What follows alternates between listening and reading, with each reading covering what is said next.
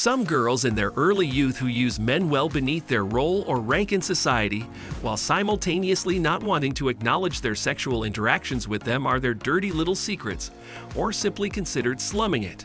Let me take you back to roughly the year 2000. I had just turned 21 years of age in December of 1999 and set out to explore my life in this world. I had just broken up with the girlfriend who I dated for around a year.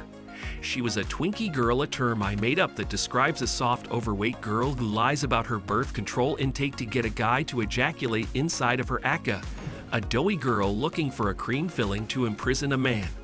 I started my voyage out of that relationship and got into this flirtatious encounter with the girl that I'd consider a 10. She was hot, young, and she knew it. When she went to parties, most of the dudes wanted to get with her. Keep in mind that I'm a 6, maybe a 7 when I'm on my A game, and at that time, she was a 10. One night, we went to a party, and she was drinking a little bit, and told me that I had a hole in my crotch pants while we were sitting at the table. It was small, but it was there. I was the assistant manager of a retail store that required business casual attire, but I wore out of my clothes quickly because I had to do a lot of manual labor, and I came to the party directly from work at roughly 10 p.m. And my blue boxers I guessed show through this small hole in my black slacks. I also laugh and point out the hole in the crotch of her pants and say that it's way bigger. She, of course, was wearing a mini skirt, by the way. I said, "So you saw my boxers, now show me your panties," and she did, just that revealing them for me to see it was pretty hot.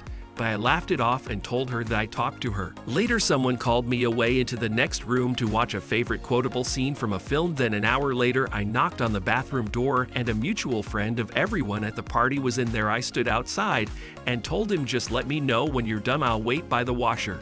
You know, to give him some privacy. When my male friend opens the door and leaves, this girl that I was talking about earlier shoves me aside and shoots into the restroom and walks over to the toilet, pulls down her skirt and underwear, sits on the toilet with the grin on her face.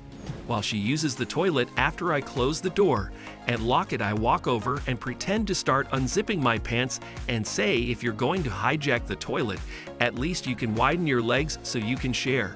I've been waiting to go all night." And she does. I see her down there right in the open. Our banter goes back and forth with a few jokes being made. Long story short, things happen in the bathroom.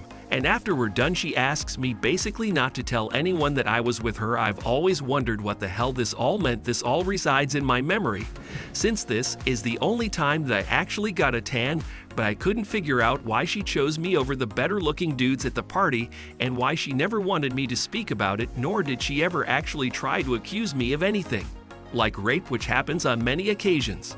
You rejected her first when you asked to see her panties. You were more interested in movie quotes than you were in her. What do you think that's going to do to a woman's ego, especially one that's probably never experienced rejection before?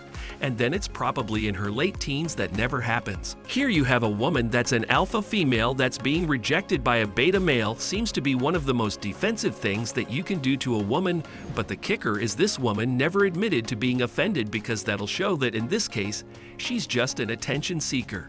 What you did to her while she was that young probably never happened to her before you became like a curiosity. She's probably thinking to herself, "Here's a heterosexual male that flirts, in the moment I give him access to my sexuality so he can lose control, he walks away. I really have to hand it to you, Mr. Anonymous." This really made her kind of intrigued. Also, at the party, you were at the top of your game. You came across as a cool alpha, and the cool guys typically come across as not caring about what women want. But at the same time, they do. When you said that you'd be looking at her panties. Later, you were telling her that you weren't needy and you had other options besides her. In a subconscious way, that's what you were communicating with throughout the time. Later on, she interrupted you in the bathroom as a sort of playful insult. She wanted to remind you of what you had rejected, and then you told her to get out of the way so you could use the toilet. And you did it again. You told her that using the toilet was more important than her golden vagina, so she literally whipped it out at that point and exposed her glory to get a response from you yet again. Most women are more sexual than men and will engage in sexual activity with a man on their first date if they have feelings for him. I'll discuss this in more detail in an upcoming video about my own love life, which I'm calling Sandman's Love Life. The one thing I want you to realize right now is that you walked out on her when she offered you a glimpse of her underwear. Ask yourself, Did you walk out on her because you felt inadequate in her eyes? It seemed like you were being self-confident, but in reality, I believe you knew she was out of your league and decided to go your separate ways. When I rejected this girl, I think it was the first time in her life that she was rejected. The following year, we were both seeing other people, and she was constantly coming around with her boyfriend to try to make me feel jealous she couldn't deal with the rejection. On top of that, I was dating a girl that was well below her sexual marketplace value. The following year, this probably infuriated her. Even more, the reason I bring this up is that when a smoking hot woman either makes you aware that she likes you or wants some attention, and you don't give it to her, then if she is inexperienced with rejection, her mind starts to short circuit. Especially if she's at the top of the heap and you reject her. Women seem to think that all men want their looks. This type of behavior proves to me what they don't seem to understand is that this is hurtful for us, and above all else, we're actually looking for a good soul or a good spirit within a woman.